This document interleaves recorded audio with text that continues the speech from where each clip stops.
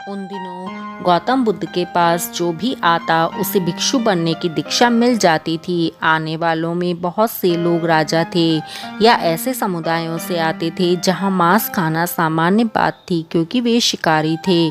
भिक्षु हमेशा जंगल में रहते थे। जब आपको भूख लगती है तो यह स्वाभाविक है कि आप किसी को मारकर खाना चाहते हैं। इसलिए बुद्ध ने एक नियम बना दिया था कि भिक्षु मांस नहीं खाएंगे। एक दिन तो भिक्षु शहर में भिक्षा मांगने गए। उस दिन उन्हें खाने के लिए कुछ भी नहीं मिला। इससे कोई फर्क नहीं पड़ता था कि भिक्षुओं को अलग अलग क्या मिलता है, क्योंकि सभी भिक्षु आकर भोजन को बुद्ध के चरणों में रख देते थे और बुद्ध उस भोजन को बांट देते थे ताकि हर किसी को कुछ ना कुछ मिल सके। उस दिन वे दोनों भिक्षु पूरे शहर में घूमे, लेकिन उन्हें कुछ नहीं मिला।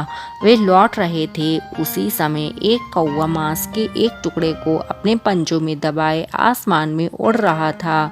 अचानक उसकी पकड़ कमजोर हो गई और वह मांस का टुकड़ा सीधा आकर भिक्षु के पात्र में गिर गया। उन्होंने देखा कि मांस का एक टुकड़ा पात्र में गिर गया है। आप जानते हैं कि मन में हमेशा कोई ना कोई बहाना चलता रहता है।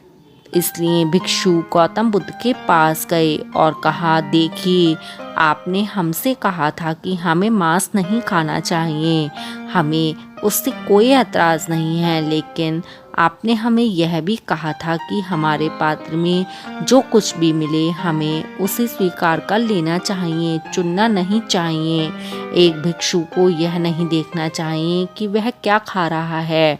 जो भी मिले उसे खा लेना चाहिए। आपने ऐसा कहा था।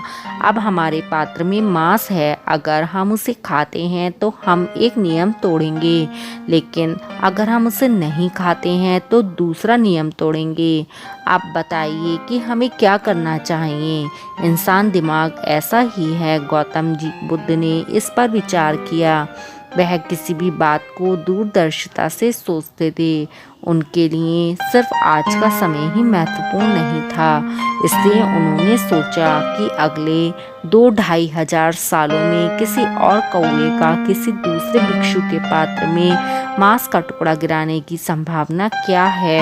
करोड़ों में एक मौका ऐसा हो सकता है। इसलिए उन्होंने कहा कि तुम उसे खा लो। एक भिक्षु को चुनना नहीं चाहिए, यह ज़्यादा महत्वपूर्ण है। आज मांस आपके पात्र में गिर गया, उसे खा लीजिए, चुनिए नहीं। आपकी थाली में जो भी आए बस उसे खा लीजिए, चुनने की ज़रूरत नहीं है, क्योंकि जैसे ही आपने चुनना शुरू करा फिर उससे आपका जुड़ाव इतना अधिक होगा कि आप शांत नहीं बैठ सकते।